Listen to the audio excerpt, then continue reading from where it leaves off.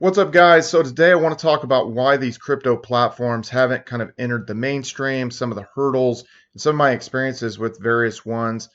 And it obviously is the bear market, so we're looking for additional ways to earn, additional ways to kind of take a position in some of these platforms that could be the future, and just an open discussion on that. And please chime in on the comments if you've been on these platforms, different hurdles you've ran into, and kind of what your thoughts are. But we're going to talk about DTube.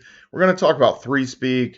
We're going to talk about DLive, Odysee, BitChute, Rumble. We're going to talk about Appics. We're going to talk about BitTube. We're going to talk about the Telos blockchain, and we're going to talk about Leo Finance and just various other things relating around a lot of these delegated proof of stake ecosystems, whether it be Steem, Hive, Blur, so on and so forth. So we're going to talk about a lot of different things and be all over the place. So DTube originated on the Steem blockchain. They had a 2 million Steem powered delegation from Steem Incorporated, gained a lot of success, actually got some big name YouTubers that just showed up, like Furious Pete, Hodge Twins, and a few others, and had a lot of success. Ultimately decided to break away and have their own blockchain, the Avalon chain, to change the dynamics of the payouts, kind of the ecosystem as far as the coin issuance, as far as the inflation goes, which is this dynamic issuance, which is interesting. So like the more activity there is, then it'll release potentially more coins. If there's less activity, then there's less DTC released into the ecosystem. And also you can get paid out for the lifetime of the content on there. If someone found some content that was a year old, and they upvoted it, you could still get paid out on that. Versus the Steem and the Hive blockchain, you have a 7-day payout window. So they were kind of trying to get away from that. So saying about the 7-day payout window, a lot of people would be upset about that. Well, I can only get paid for 7 days, and if it's not been seen, then it gets buried, and that is true. If it does get seen and it gets upvoted, then ultimately where you kind of get paid into the future is basically you would have that Steem power, you'd have that Hive power that then would give you more power in the system, and you're able to upvote yourself. So, and you're able to earn more off of curation and stuff like that. So it does, in a roundabout way, sort of pay you into the future. But the DTube ecosystem works a little bit different from that. But the overall overlying theme that I've seen with a lot of these platforms and why the ecosystems aren't able to sort of come up to where you would think that they could get to, because, okay, we all sit here and say, well, there's a censorship problem on YouTube and these various centralized platforms, and people get deplatformed, like Andrew Tate or Trump or whoever. They just get deplatformed for freedom of speech.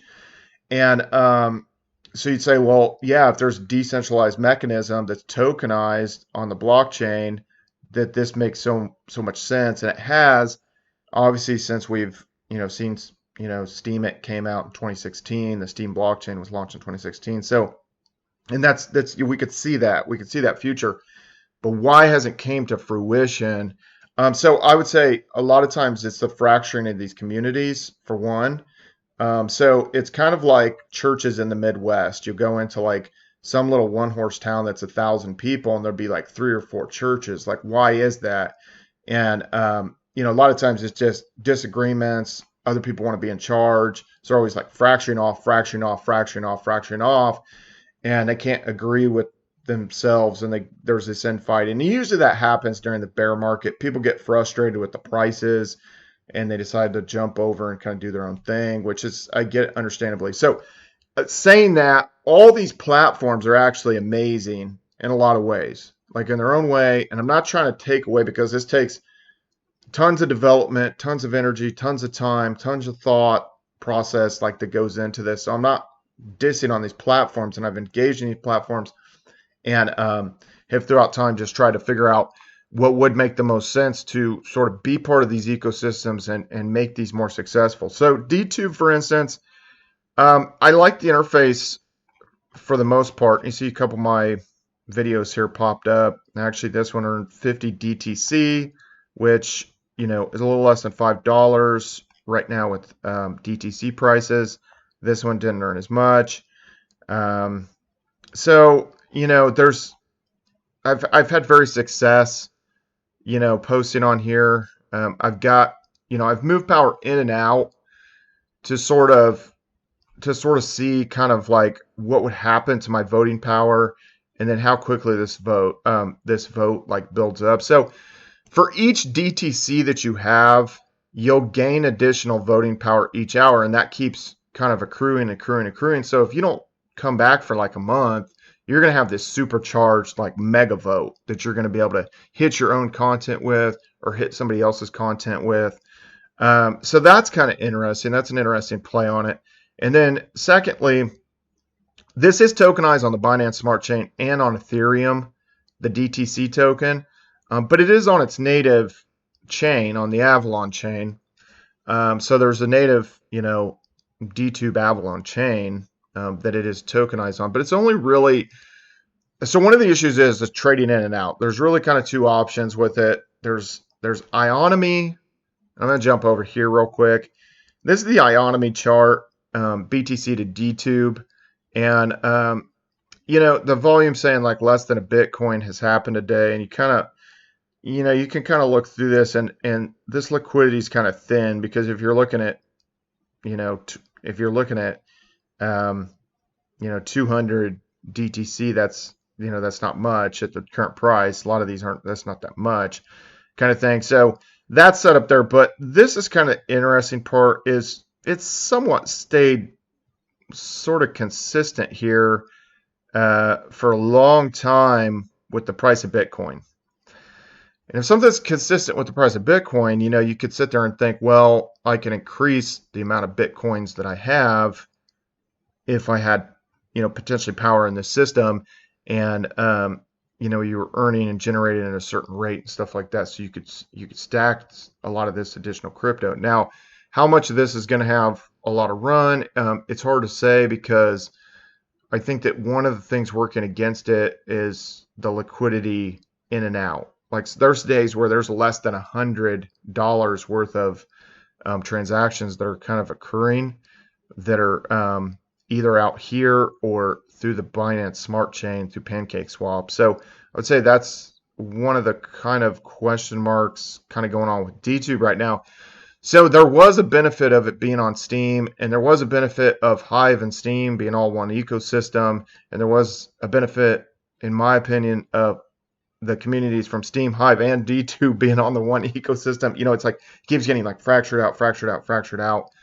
That being said, I think that DTube is interesting in its ecosystem. There are some people that are, you know, still in there, but there's been like various people that have sort of left this ecosystem over time that might have been kind of bigger players, and you know, we'll see what happens with that. 3Speak, I like this. You know, I like this UI. Like, I think it, you know, it looks clean. You know, it's sort of similar to DTube in a way, you know, kind of as far as that goes. I do like the fact that it does show like a dollar amount associated with it, whereas DTube just shows the DTC, and then you'd have to do a calculation based on the price. I don't think that's the end of the world, but that being said, I just think that people think more in terms of, oh, this thing got paid $40, or look, this guy, you know, today's my 30th birthday and he made $133. It's like, okay, well, what is this? If you can earn $133, that's kind of interesting. Now, my qualm with it, and this has happened several times, I've never actually uploaded anything on 3Speak, because every time I have tried to do anything with 3Speak throughout time, it's like, okay, you know, like, let's connect it to my Hive account. Log in with Hive Keychain. That is what this is, Hive Keychain. And next, log in. And it says, welcome to 3Speak. Nice to see you here. Complete your sign up by connecting your Hive account. Well, I just did. I just clicked the button. Then, okay, so let's say we're over here, and I want to update, you know, I want to upvote this guy's post. You know, wish him a happy birthday here. I click this, upvote. And it says only users logged in via Hive Signer can vote.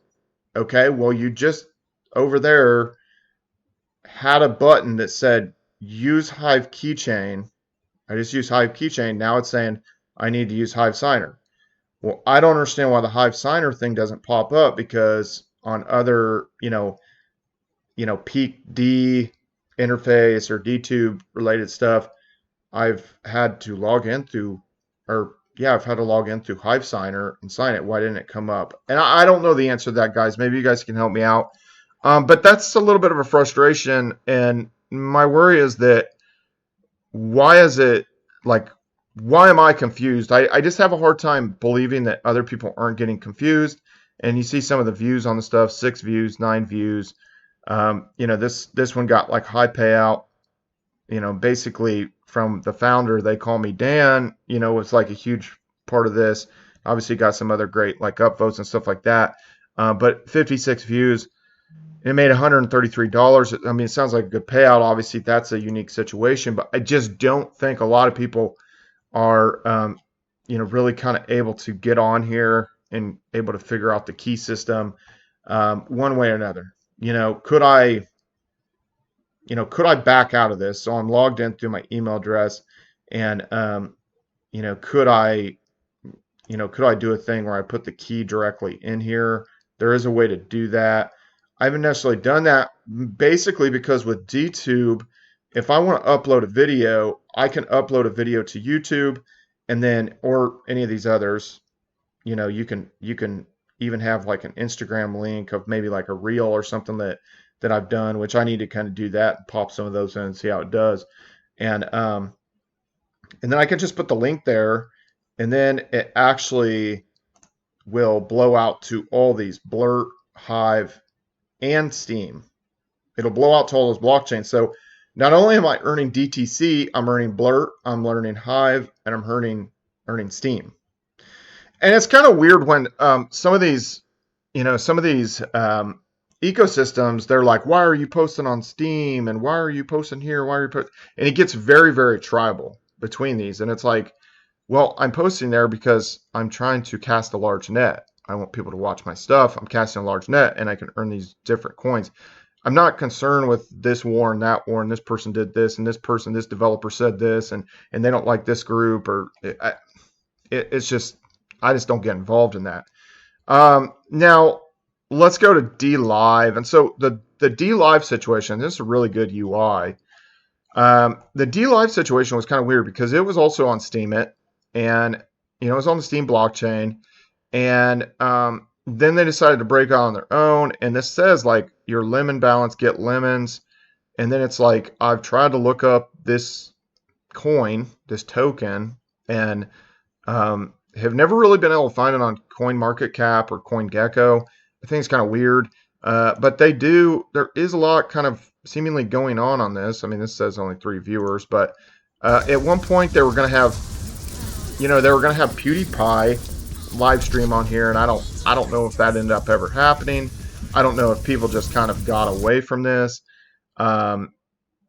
Basically got away from this because they weren't really earning anything that was tangible and had any kind of market. I really couldn't tell you what happened with DLive. Let me know what happened with DLive, if you could, in the comment section below, because I don't know what's going on with these lemons. It just seems like this internal thing, and I don't know that you're really going to be able to, have any liquidity in and out of that.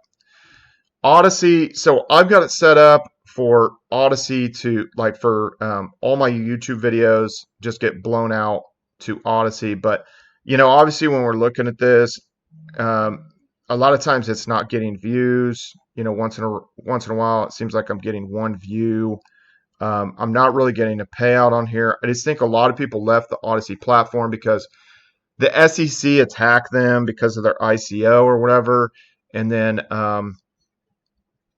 basically the library token, kind of collapsed here, and you can see, obviously it's long tailing out and stuff like that. And I think once it started to go up last time, things were going good, and then I think the SEC attacked them. That's my understanding of it, but it's ranked 659th CoinMarketCap. Kind of tough to get back from that. And what happened, I think, to a lot of people is they tried to buy power in these systems, to like up their influence, and then once some of that eroded away and, it quickly fell and stuff like that, then they ended up like anything else. They just, everybody just kind of left these platforms. So that brings me to some of these others like BitChute, which I don't know why they called it BitChute, to be honest with you. I don't think you can earn any crypto or anything on this, but I am kind of blown away with the amount of subscribers and the amount of traffic that they've gotten over on this platform. Like this news network has 61,000 subscribers. That's pretty good. And when I look at this, it does seem like a lot of, it does definitely seem like a lot of kind of like very, very right wing kind of stuff. It does seem like a lot of sort of more your conspiracy, more your, various different things. This is kind of like your alternative kind of thing of like sort of the kind of people that would maybe fall afoul of like the YouTube policies and probably get kicked off of YouTube and stuff like that. But it's very expensive to host videos, so it just kind of blows my mind that it's just like, well, what's the I don't understand what the business model is here and how they're going to be able to support themselves. Now they were asking for donations and stuff via like crypto and stuff like that, but from my understanding, you can't earn crypto on BitChute. So there's that. Rumble actually is kind of interesting because now it's publicly traded. They must have some deep, deep pockets behind them, and then obviously they got listed on the NASDAQ. And there's a lot of people that are on here, and like for instance, One American News Network, OWN or whatever, however you want to say it. They have 939,000 subscribers. I mean, there's a lot of people on here. Kanye kicked off socials. I guess maybe he's the next person that got kicked off. So smaller subscriber base here, but it does seem here. Let's see, Russell Brand, 693,000 subscribers. So yeah, I don't know. I mean, he's gaining a big following, so I don't know. Let me know, guys, if they're able to sort of monetize this stuff. Let's click on this, see if there's. I don't see any like kind of like ads that popped up to start the thing. So I don't know how they're monetizing themselves. That is another thing I wanted to mention. DTube. And let's go to this because I brought this up before. Let's just go to DTube. DTube. And I'm going here because I'm not logged in.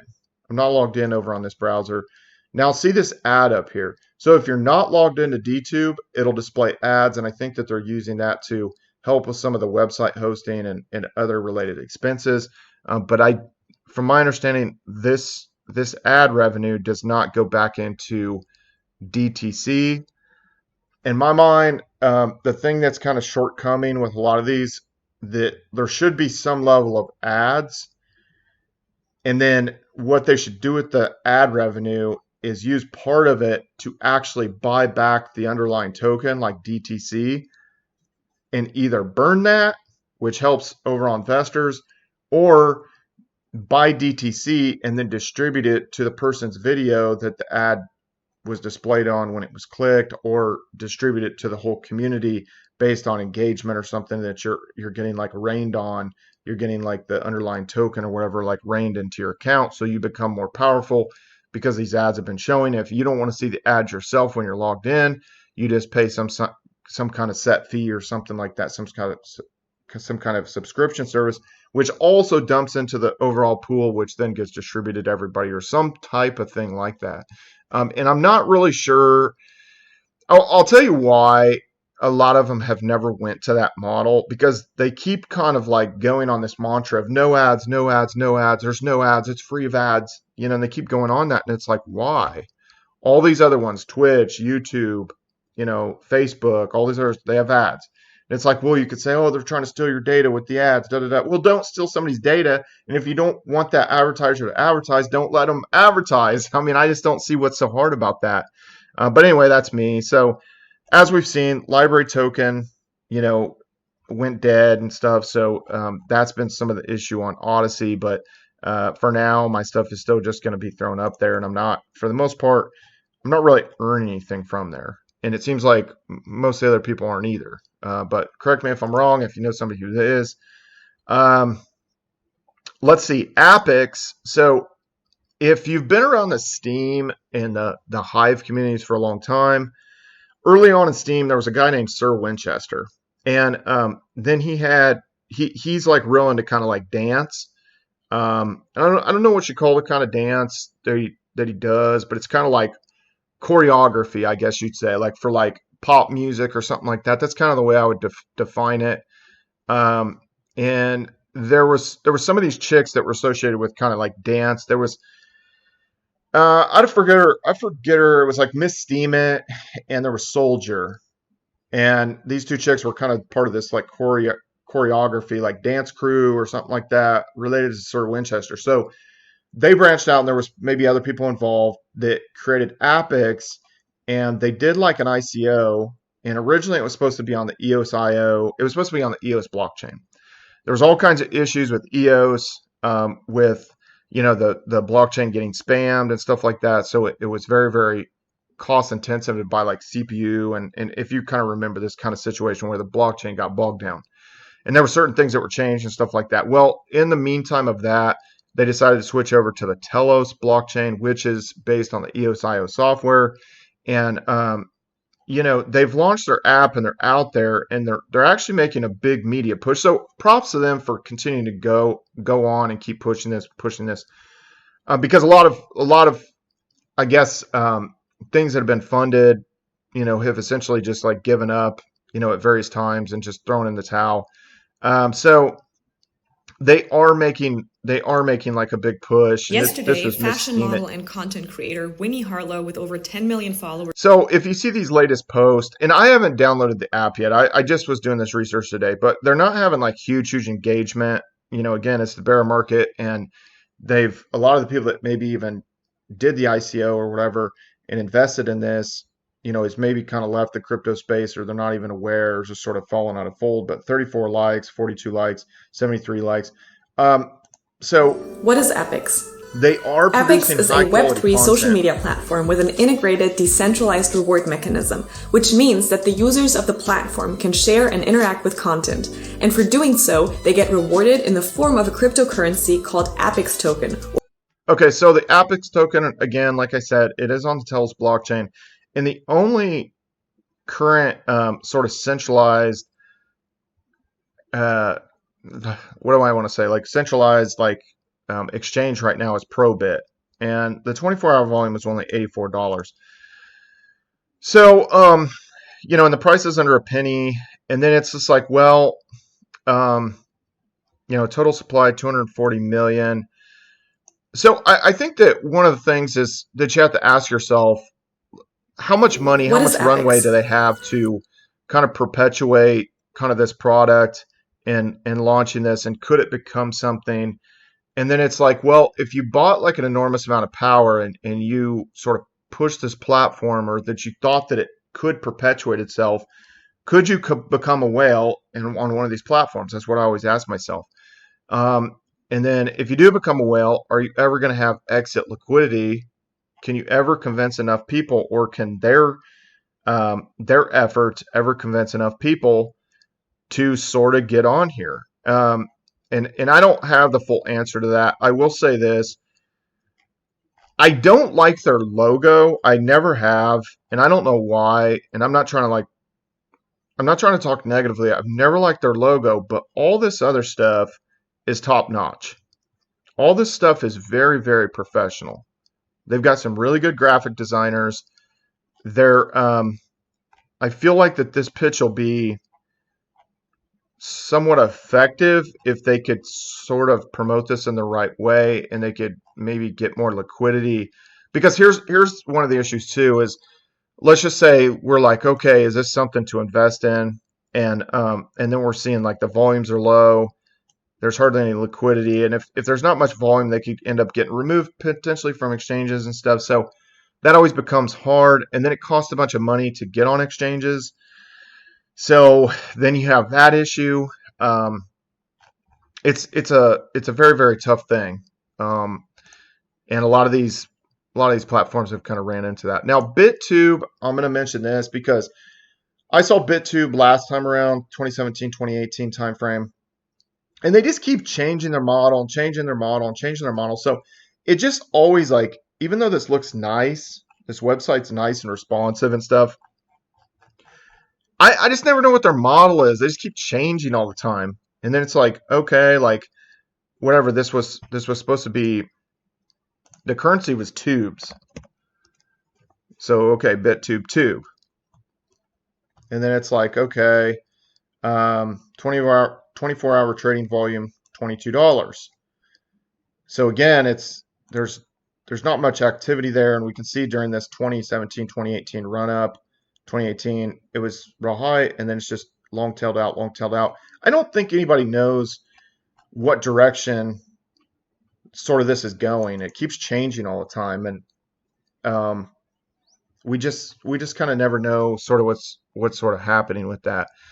Now I'm going to talk a little bit more about Telos because we talked about Appics being on there, and the reason I mentioned Appics is I do think they have a story.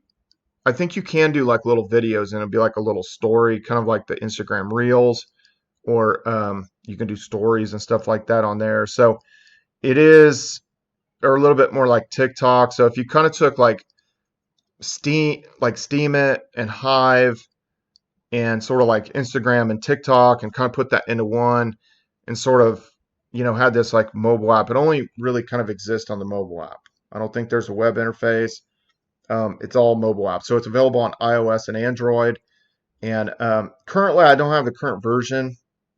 I don't have the current version or anything on my phone. And again, like I said, I need to kind of like do that and kind of see where it's at, see kind of traction I get on that, kind of get on there just to see what's going on. So it is on the Telos blockchain. So the price of Telos kind of fell off, obviously, like a lot of stuff, but it was banging hard, and it is tokenized on the Binance Smart Chain. And they had some big spikes and stuff like that, and it was doing really well. They were supposed to launch their EVM, their Ethereum virtual machine, and that was going to be the first Ethereum virtual machine on any of the EOS.io kind of blockchains that were ever launched. And then, the bear market has really hit it hard and it's really fallen off and stuff like that. And so right now it's ranked 414th, whereas it was kind of like around 100th spot or something on like CoinGecko, CoinMarketCap kind of stuff. And it's fallen off. So it's saying home of the fastest EVM, which was kind of interesting. So there's half-second block times on the EOS.io software, but like Solana is 0.4 second block times, but they're claiming, and they had like a comparison down here of these different blockchains, but some of this data doesn't make sense. So they're saying that Solana is transactions per second is like 8,000 potentially, and Matic 7,200, and that Telos can supposedly do like 10,000. And then, but this is the part that where I'm just like, is this data correct? Because it says supports Solidity, and it says Telos checkmark, and then it acts like Matic, Ethereum, Solana, and AVAX don't support. Wait, so you're telling me that Ethereum, which is where Solidity is the programming language of Ethereum, that it doesn't support Solidity? This doesn't make any sense. This chart doesn't make sense. So then it makes me kind of question this other stuff, and it makes me question the premise that that this is the fastest EVM supposedly.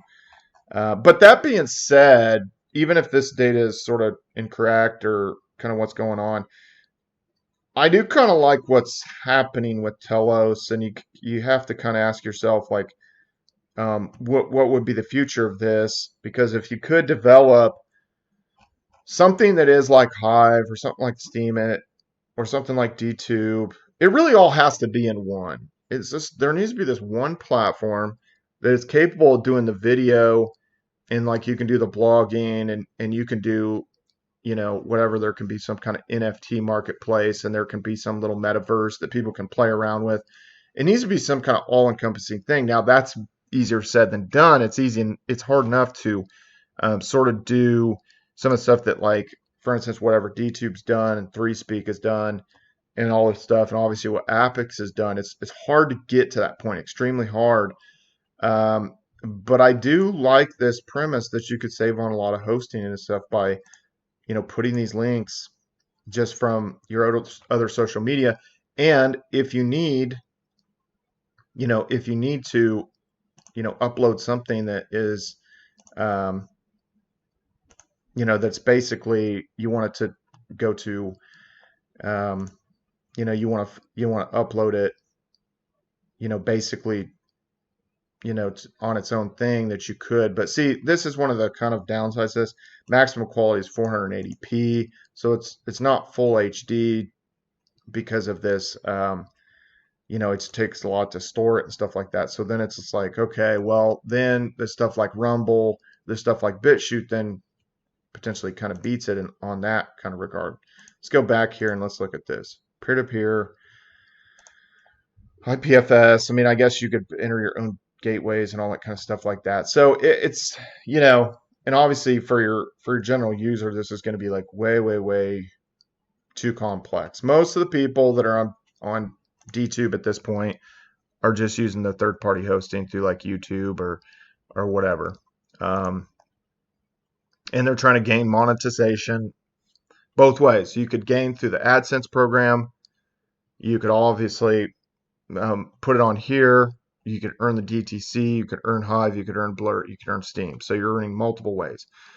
That's the way most people are doing it. So that being said, I think that going back to the Telos thing and the Appics thing, I think that Telos is extremely interesting, and Appics is, listed, right here as one of the things that's, been built and stuff like that. So I think it is something to look out for, but I think that a lot of these projects have lost a lot of momentum. Telos lost a lot of the momentum itself because of everything that happened with the EOS.io software. Obviously, EOS lost a lot of momentum and just all the drama and stuff associated with it and Block One. And then it's just like anything that tried to like position themselves and build on top of these platforms have lost a lot of their momentum. And, once they're not on kind of like the premier exchanges, whether it be like Kraken, Coinbase, Gemini, Uphold, all those kind of like things like that, they couldn't get on, like, if they're not on KuCoin, they're not on Binance, they're not on that stuff like that. And then it loses further traction. And then when it's on what it's on and there's low liquidity and it's really difficult to onboard users and kind of like sort of educate them on how to get on, how to get off. And then for bigger players, and this, even going back to Bitcoin for a long time, for big money, like hundreds of millions of dollars, billionaires, stuff like that, Bitcoin wasn't enticing until it gained a certain, sort of liquidity, and then bigger players are able to get more interest and stuff. Well, how much interest is someone going to have if there's less than $100 being transacted per day? And then you're thinking, well, if you wanted to put $5,000, $10,000 in, $100,000 in, whatever, it's like you kind of can't invest in that way. And you'd almost have to talk to them to try to do some kind of over-the-counter direct trade or something, maybe out of their like founder supply, or I don't know. So then you have an issue kind of that way. That being said, and I just want to talk about Leo Finance. There's been things kicked around that they would do some kind of video related thing. They are doing this threads thing. I haven't tried this, but this is more like kind of like a tweet function that they're kind of doing through this threads.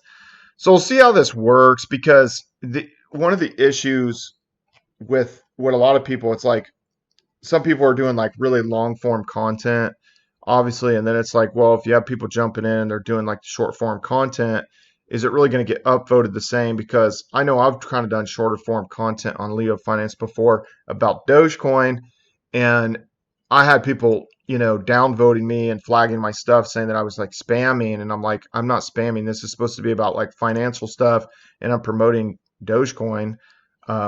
So, if you guys didn't notice, I got the jersey on. You guys get a better look. You guys been around for a while. You guys know it. So, and so a lot of these, and I was going to say on these different ecosystems, there's a lot of this stuff where, they've got these grant programs, and I don't know how many grants I've applied to. And it's more for partially a partnership to promote their ecosystem. And one of the ways that I would promote it is through the California Dogecoin. This is my team. We played coast to coast and stuff like that. So if you're into baseball or you want to see kind of maybe an alternative way to promote cryptocurrencies, you could follow Dogecoin Baseball if you're kind of new to the channel and stuff like that. So again, we've played coast to coast. This would be a good way to promote a lot of these platforms, to be honest with you, but it's very, very, very hard to get. Even when you have something, it's very, very hard to get funding from these different ecosystems. I mean, I have so many different projects that have just basically turned me down, and it's kind of weird to see kind of like the point that some of them have gotten to, or they've actually like lost momentum over the last 3 or 4 years. And there's not like an incumbent. There's not this like up and coming thing that has sort of jumped out there. Everything that's kind of been this up and coming thing, like Rumble, it's like you can't earn. It's not on the blockchain, and you can't earn any crypto, from my understanding, like Rumble or BitChute. So I don't know how they're paying for the hosting. I mean, obviously with Rumble, I mean they're publicly traded, so um, people pay for it. But out of all these things that were once the same thing, whether it be like DLive. Well, okay, here's another thing that I forgot to mention. Hive is pumping right now, guys, and Hive has actually been doing fairly well compared to other things, and it's ranked 116th now. This could end up back on the first page of CoinMarketCap, and it's like, well, what's happening over here? I think that there's several things. Hive ecosystem is built out. There's a lot of people that have been kind of pressed out, so if they kind of left, and then you've got Splinterlands is one of the most successful blockchain games that's going on right now, and like you see this log on with Steam with Keychain. That's one of the reasons, and I would say the other reason is the high back dollar is people. Sorry, let's see. High back dollar. So the Hive dollar has been, and right now the Hive back dollar spiked real quick, and it's worth $1 of Hive is the goal. So it'd be like kind of a dollar pegged assets, but it's worth $1 of Hive. Well, if people come over here to like Cub Finance and they want to earn, let's say this Hive back dollar, so Binance wrapped Hive back dollar to BUSD, which is Binance's USD, you can earn APY 31%, or just on Hive itself, you can earn 20% on the Hive back dollar. So I think a lot of people, especially during when we're in an active crypto crash, people chase after the Hive back dollar, and one of the only ways you can kind of get to the Hive dollar is basically by going through Hive. Now that it's tokenized over here, you could go through the Binance Smart Chain or Polygon. It's also tokenized on Polygon, and people could just buy it with their BNB, or they could come in from a different direction. Maybe you had a bunch of cake, maybe you were on BuySwap, you were doing other stuff, and then you jumped over, bought a bunch of high back dollar, and maybe you did one of these liquidity pools. There's various different things you could do on that, but you can wrap your existing high back dollar, and you can go back and forth. And this is very important. This is very important to the ecosystem. It's very important to crypto in general. And personally, I do think that Hive itself is very important, to the crypto ecosystem. I think all this stuff is important. I just think that there's been too much infighting. There's fracturing, and and then it kind of dilutes from kind of the energy going forward. So that being said, guys, I know that kind of the video is all over the place, and I really can't give you an answer on where you should really kind of go. I think that your best bet at this point, if someone wanted to earn more money, during the bear market, I think that the Hive ecosystem itself, first and foremost, is probably your best bet, just simply because it does, have this pressure from like a lot of people wanting to play Splinterlands, and that being driving demand to Hive, and then the Hive backed dollar has stayed fairly consistently stable. I know there's a spike and stuff. Somebody's bought in a bunch, and over here they had spikes, but they put in more controls for it to keep closer to $1. It does bounce around, but it's supposed to be worth $1 of Hive. Now, Steam does the Steam backed dollar does not have as many of the controls in place, and this is one of my indicators of when we're at the bottom of the bear market. I've been waiting for this to get to $1. That's one of my indicators. So all-time high, and we see it is trending downward towards $1. When this thing gets back down and it's closer to $1, then that's going to be an additional indicator to know that, you know, we're at the bottom of the bear market. And a lot of times during the depths of the bear market, when it's the nastiest, it'll even go below $1. These are major capitulation events. Went clear down to 55 cents in late 2018, and then in late 2019 went to clear down to 60 cents. So, you know, not that it's an overall overwhelming like reason why, like, oh, we're at the bottom, we're at the bottom, we're at the bottom because it's below $1, but that is an indicator for myself for the Steam backed dollar. So that being said, obviously we have a lot of fallout going on here with these various different chains, and you know, we're going to get other buying opportunities, guys. At the end of the day, I have over, obviously since 2016, especially when Steam came out, you know, I have been interested in the crypto social media, and I've kind of followed these different, you know, different forks and different iterations of the social media and everything, because if you think about it, it's just like, I don't understand. It obviously could be the best of both worlds. You have something like YouTube that obviously there was a lot of money put into it. It's a very advanced kind of algorithm as far as like, you know, what videos are going to get recommended and all that kind of stuff. So they're pretty advanced in where they've gotten and stuff like that. And I think that the crypto social media stuff has, you know, gained a lot of attention, and people know that we need it, but then there's never enough funding, and then it gets fractured and stuff. So it's like, can you get in these ecosystems, earn a decent amount, or take a position when a lot of people are beaten out of it, like this Appics situation, and then get in there, and maybe they do have some good things going. They have some good developers, and they have enough money behind it, maybe that it is able to kind of, you know, end up gaining some momentum, and then be something, and you could be a whale in that system. Maybe not. What do you guys think below? What do you think about all these platforms? DTube, 3Speak, DLive, Odysee, BitTube, Rumble, Appics, you know, this whole ecosystem, BitTube. Please leave your comments below, and please subscribe to this YouTube channel, like this video, and follow me on all social media at Brian Phobos. YouTube, Instagram, Steemit, Twitter, Hive, DTube, everywhere. See you guys.